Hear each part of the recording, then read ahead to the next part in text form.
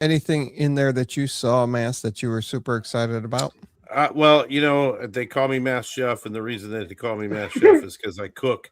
So I was pretty excited about the recipe aspect of it, and recipes drive everything. I thought that was really cool.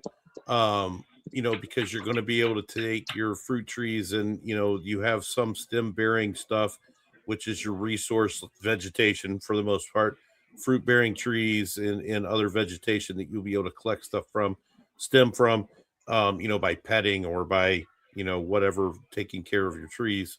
And I think that's really cool. But then the recipes are going to be able to help you mint the uppies, which I think is probably the ultimate goal of most people, is being able to mint those uppies instead of having to go purchase them in the store. I know that's what I'm excited about. As far as I'm not really into the uppie merging and all that stuff.